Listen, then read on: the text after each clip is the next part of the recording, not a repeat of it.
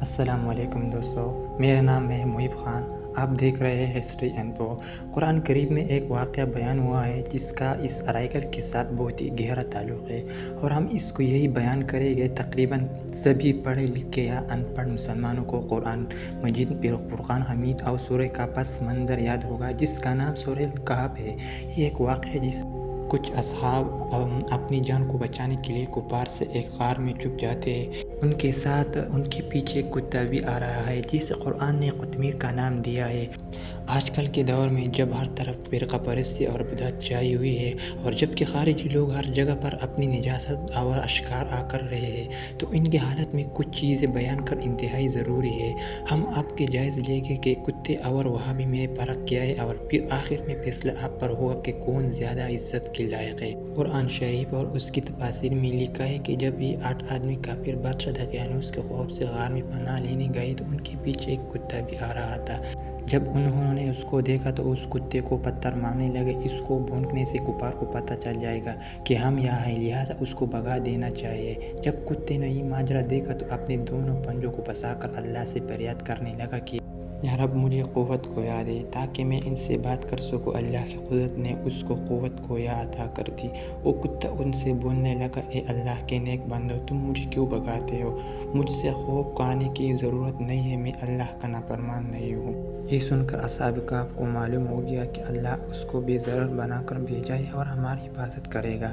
چنانچہ وہ غار میں داخل ہوتے ہیں، اور جب وہ نیند کرتے ہیں تو اللہ جل شانہ کے حکم سے وہ ایک ایسے طویل نیند میں بدل جاتی ہے جو کہ 300 سال تک جاری رہتی ہے۔ اب یہاں ایک پوائنٹ کو ذہن میں رکھیں کہ کتا بھی اولیاء اللہ کا تابعدار تھا، اور اس تک کو ہی معلوم تھا کہ اولیاء کا مقام کیا ہوتا ہے۔ لیکن افسوس، وہاں بھی مرد جو اولیاء تو ایک طرف انبیاء اور خود اللہ تک پر تہمت باندھ دیتے ہیں۔ جیسے مثال کے طور پر ان کا بنیادی عقیدہ ہے کہ اللہ جسم رکھتا ہے۔ کتے کو یہ پتہ تھا کہ اللہ کے ولی ہے اور ان کی حفاظت کرنی ہے، اس لیے وہ ان کے غار کے آگے بیٹھ گیا تاکہ کوئی اگر یہ سمجھ کہ وہ یہاں چھپے ہیں تو کتے کو دیکھ کر وہ پلٹ جائے گا۔ یہاں تو کتا ہے، بھلا کتا ایسی جگہ کیوں بیٹھے گا جہاں انسان ہو؟ لہٰذا وہ کتا اپنے پرست کو پہچان گیا تھا۔ لیکن اللہ کی کیسی لعنت ہے وہابیوں پر کہ صالح مسلمان پر، جن کو توحید اور رسالت دونوں کا فرق پیدائش کے پہلے ہی گھنٹے سے تکبیر کے ساتھ بتا دیا جاتا ہے۔ ان کے ہی ملعون لوگ قبر پرست اور نہ جانے کیا کیا زہر رسائی کرتے، بلکہ اولیاء کرام کی مزارات کو شہید بھی کرتے ہیں، یعنی وہ کتا 1000 درجہ بہتر ہے۔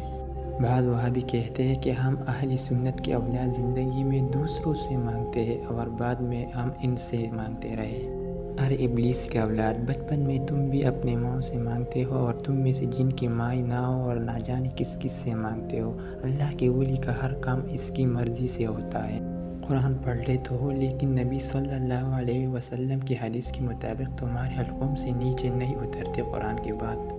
کسی ولی کو اللہ نے قطب بنایا، کسی کو غوث، کسی کو فقیر تو کسی کو آبی صوفی کی منزل میں رکھا۔ تم کیا جانو دل کی بات؟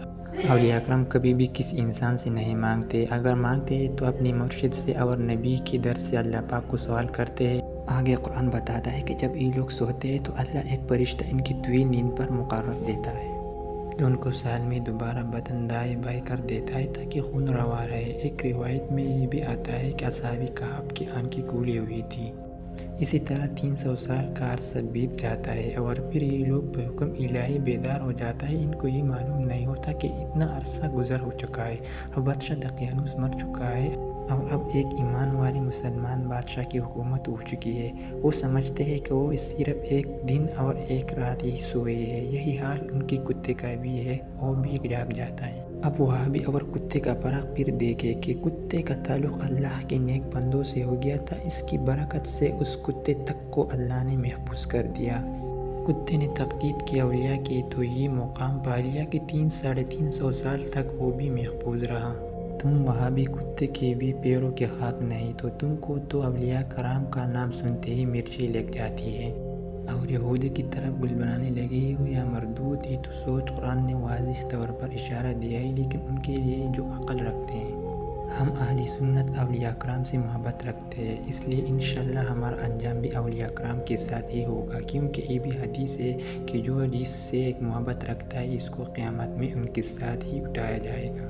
لہٰذا تم لوگ ابلیس اور ابن وہب کا انتظار کرو، ہمارے لیے اللہ، اس کا رسول، اس کے اصحاب، اس کے اہل و بیت اور اس کی تمام نیک اور صالح بندے ہی کافی ہے۔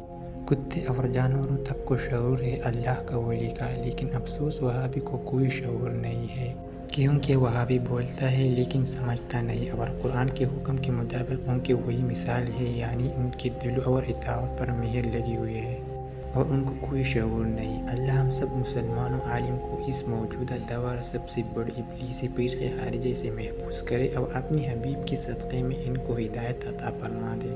اگر ہدایت ان کی نصیب میں نہیں تو امت کو ان کے شر سے جلد از جلد نجات عطا فرما دے۔ تو دوستو، یہ تھا اصحاب کہف کی کہانی۔ میرا ویڈیو دیکھنے کی بہت شکریہ، جزاک اللہ۔